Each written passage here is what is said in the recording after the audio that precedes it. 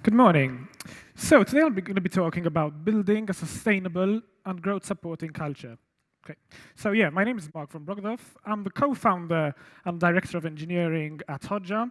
And right now my role is focused on recruitment, management, and training of our development team.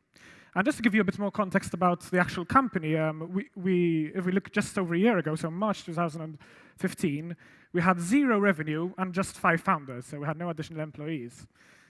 Today, so just over a year after, we've used on, I think that's about 160,000 sites. We've grown to about 3 million in annual recurring revenue, around almost 300,000 in monthly recurring revenue, and we're experiencing around 13% month-on-month growth. And finally, there I've highlighted that we have 18 team members. And the reason I have highlighted this is because we really believe that the only reason we've managed to grow so quickly is because we have the right people. And it's extremely important for us to build a company that has a similar culture, so everyone has to share the values. So this is what we call the Hotjar family. Now, what's interesting is this photo was taken just 2 weeks ago. So we organized the meetup and we got everyone down to Malta. And what's actually interesting about this photo is that over half the people in this photo, we had actually been working with them for quite a few months, and we had actually never met most of them. So we had seen them in Skype and in HipChat, and but it was the first time we're meeting all these people for the first time. And as you can see here, they're based all around the world. So USA, Mexico, Sweden, Portugal.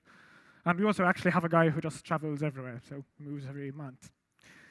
So what is culture?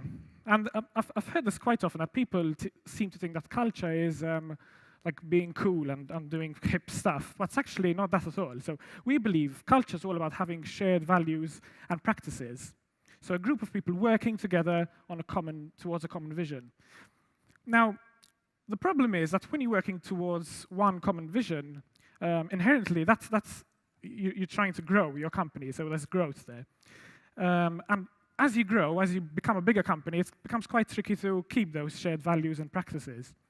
And Hotjar being completely remote, we had some experience working remote, but never at the scale. So even though it's nothing to do with Betson, there were quite a few lessons we had to learn to figure out how to maintain these shared values and the practices.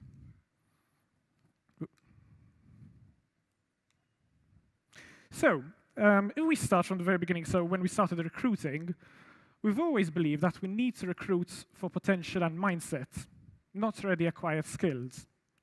And sorry about that. So in terms of skills, for us it's more important that a candidate shows the willingness and ability to learn. Because at the end of the day, some of the best developers I've worked with started out not even knowing the languages that we were working with. So we just waited a few months, and now they're pretty much the best developers we have. So one of the questions we always ask is, what have you learned in the last year? So they were trying to assess, have they learned stuff that's only required for their job, or have they actually been spending time after work learning, discovering new things, taking on new challenges? And one other thing that is really important for us is we want to find candidates with a growth mindset. So if we had to compare the two, growth mindset is all about candidates who feel they can improve, who want challenges, who feel that the amount of knowledge they have today can increase in a few months. When you have a fixed mindset, it's basically people who believe that the amount of knowledge they have right now is fixed, and that's what they need to work with. And to determine whether a candidate has a growth mindset, we will ask, where do you want to be in 5 years? So are they ambitious? What are the long-term aims? And what exciting projects have you worked on? And this allows us to see whether they like going outside of their comfort zone, whether they like challenges. And a very good book about this is Mindset. So if you're interested in seeing how you can achieve your ambitions, your potential, this is a very good read. Secondly, this is something we've learned. So we need to treat our recruitment like a sales funnel. So when somebody applies, we get applications. The second stage we do is, since we're completely remote, we actually have a list of 5 questions which we ask them to record themselves answering. So they can just get a mobile and record themselves. And what that does is we can immediately get an idea of this is a person we can actually imagine working with. And there's something that I recently learned that's called the Sunday test. So when somebody's applying, if you can imagine working with them on a Sunday, so when you really have to work and there's one person that you have to stay with, if you would enjoy working with that person, then they've passed your Sunday test.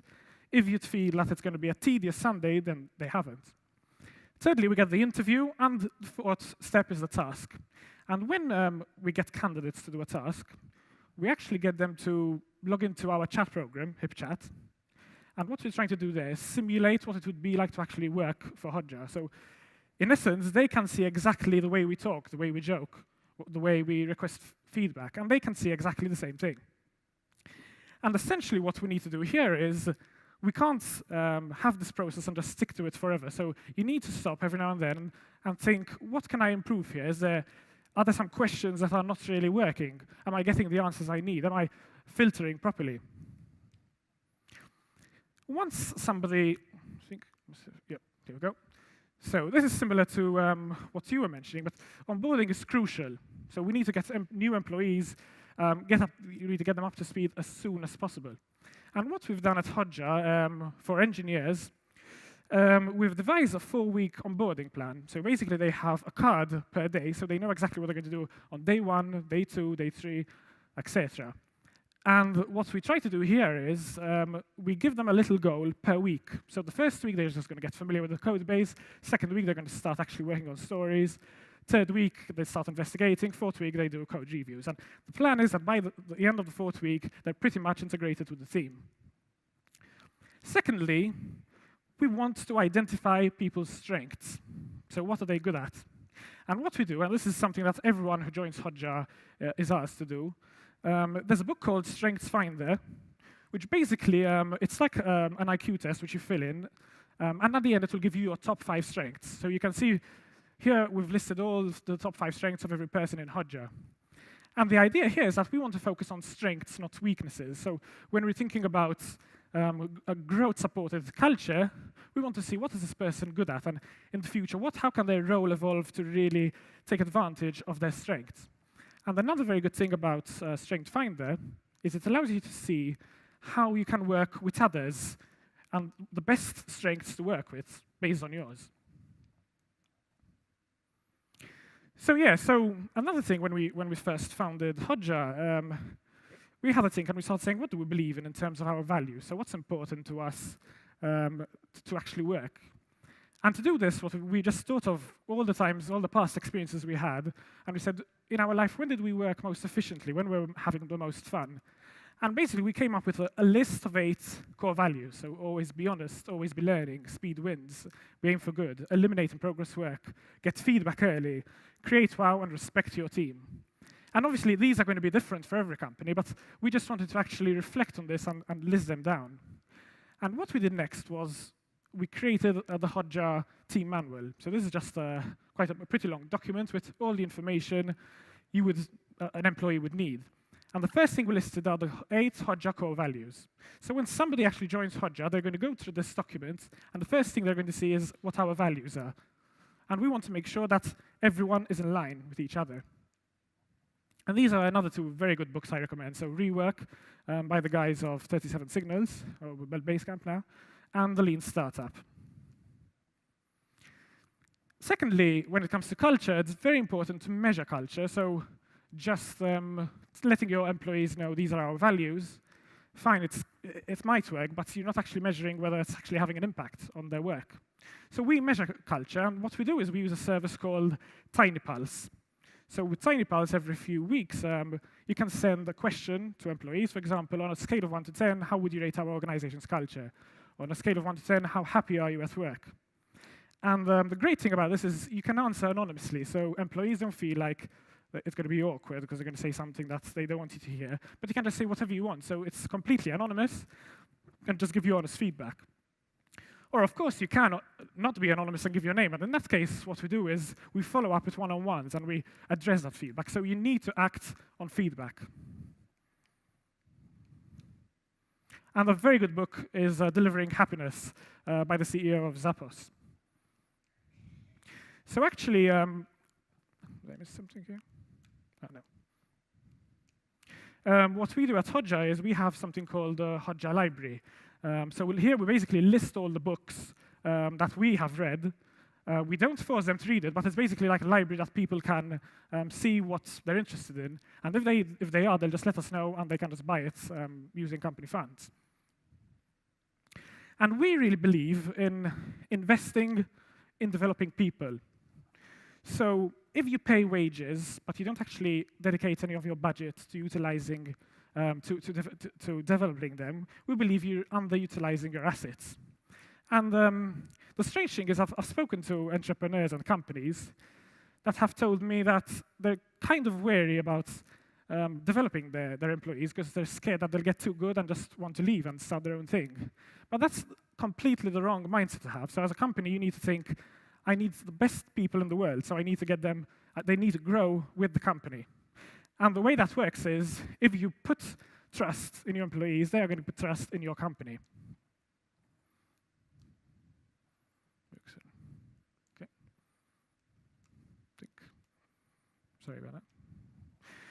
Okay, so another thing that's very important for us is we aim to lead, not to manage.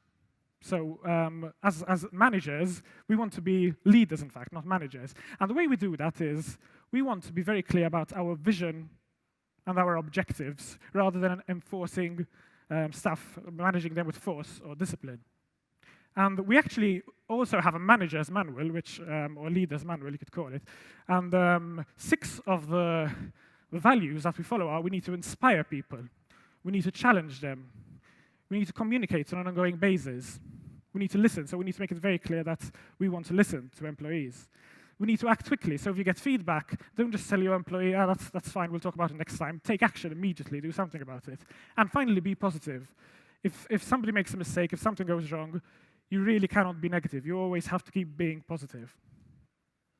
And what we do at Hotjar, to sort of follow this, we create themes that the whole company can focus on. So every quarter, we actually have a leadership updates team meeting where we discuss what's the next big challenge. So what's the next big problem we want to solve in the next quarter? So for example, we could say we want to solve usage. So we're noticing that people are churning, so we need to address that problem. And what we do once we've identified this theme, we share that with the company, and we make sure that everyone is rallied against this objective. So everyone is working towards the same goal. And whether they're in marketing, customer success, development, everyone knows exactly what we want to accomplish.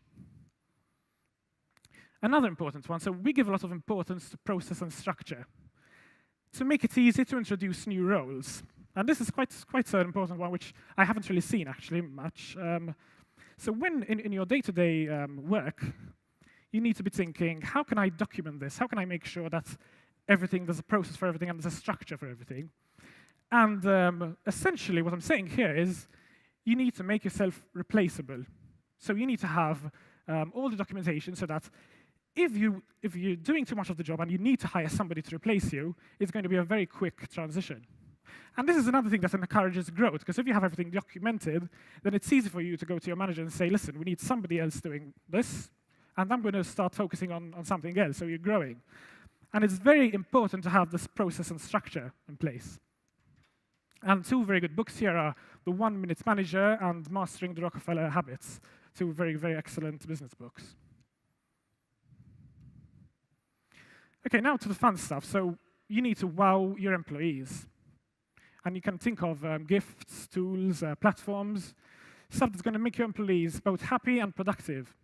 And the key here is that if you want your employees to be productive, you can do it in a fun way. So, for example, every person who joins Hotjar gets a Fitbit, a Kindle, access to Udemy, and the Pomodoro timer. And notice that these with a Kindle, essentially what we're saying is you can download books, so you can increase your knowledge. But we're giving it as a gift, so it's more you're wowing your employees. And finally, reward hard work. So this is a very important one. We all like, obviously, to reward employees. But the problem is I've seen it several times where companies try to reward employees by, for example, organizing a company meal and paying for everyone. But we believe it's very important that you let your team members enjoy their personal lives. So, for example, what we did, recently we had quite a tough week. So we had an issue with the services went down, and everyone was working really hard. And at the end of the week, we told everyone, okay, so this weekend, you can go out with your friends, with your family, get a meal, and Hotjar will cover that. So notice that we're not forcing them to do anything with us, but they can just enjoy themselves in their personal time, and we are covering that. So it's very important to keep in mind that all these people have personal lives that they need to enjoy. And the more they can enjoy their personal lives, the more they can enjoy their work lives as well. So the 5 key takeaways, you need to think about a set of core values and share them with your team. So think about, as leadership, what do you believe in? What do you want everyone in your company to believe in? Measure culture and act on feedback. So it's not enough just doing those values, but you have to measure it. Constantly ask your employees, how happy are you? What could we change? Do you think you'll still be working for us in a year's time?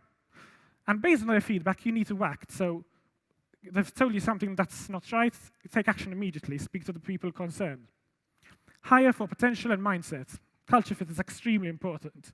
And as the previous speaker already mentioned, it's incredibly important that there's a culture fit and people fit want to grow with the company. Extremely important. Give your employees the tools they need to grow. So you need, for example, you need to encourage them to go to conferences, encourage learning. You need to get them to do online courses. And even, for example, if they're moving into a new role, for example, I only recently moved into this role, you need to encourage speaking to consultants, to mentors, to coaches. So reach out to these people and organize calls. And you need to make working fun, and you need to reward hard work. And as I said, don't only reward hard work within the company, but even outside in their personal lives. So yeah, finally, if anyone's interested, we're actually recruiting full-stack developers and UX designers. So you can go to careers.hotjar.com. And thank you.